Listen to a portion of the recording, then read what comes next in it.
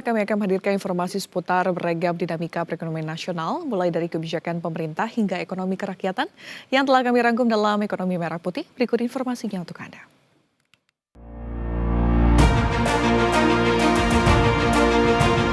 Badan Pusat Statistik melaporkan neraca perdagangan surplus sebesar 2,66 miliar US dollar pada November 2025.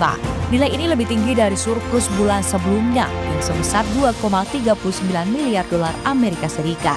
Rinciannya nilai ekspor mencapai 22,52 miliar US dollar, sedangkan nilai impor sebesar 19,86 miliar US dollar. Surplus neraca perdagangan disokong oleh surplus neraca perdagangan non-migas, yaitu sebesar 4,64 miliar US dollar. Komoditas penyumbang surplus neraca perdagangan non-migas adalah lemak dan minyak hewani, nabati, besi dan baja, serta nikel dan barang daripadanya. Pada saat yang sama, neraca perdagangan komoditas migas mengalami defisit 1,98 miliar US dollar pada November 2025.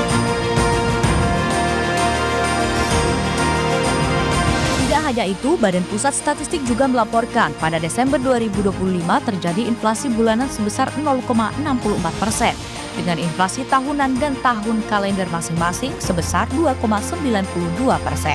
Kelompok pengeluaran penyumbang inflasi bulanan terbesar yaitu kelompok makanan, minuman, dan tembakau, dengan inflasi sebesar 1,66% dan memberikan andil inflasi 0,48%.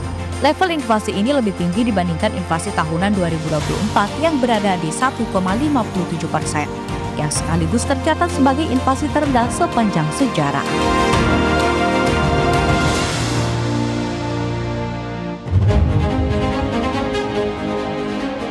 Presiden Prabowo Subianto menerima kunjungan Kepala Danantara sekaligus Menteri Investasi dan Hilirisasi, Kepala Badan Koordinasi Penanaman Modal atau BKPM, Rosan Roslani di kediaman pribadinya di Hambalang, Bogor, Jawa Barat pada Minggu 4 Januari 2026.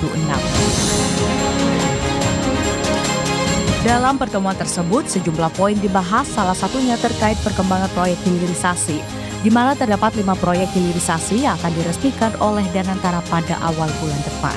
Sekretaris Kabinet Teddy Indrawijaya dalam keterangan resminya menjelaskan proyek tersebut akan dijalankan di sejumlah titik di beberapa provinsi di Indonesia dengan total investasi sebesar 6 miliar US dollar atau sekitar 100 triliun rupiah.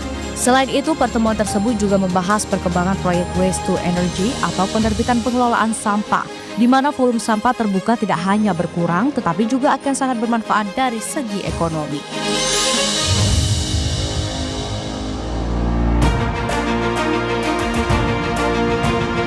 Direktorat Jenderal Pajak atau DJP mencatat lonjakan signifikan pelaporan surat pemberitahuan atau SPT tahunan melalui sistem Cortex pada awal 2026 hingga 3 Januari 2026 sebanyak 8.160 SPT tahunan.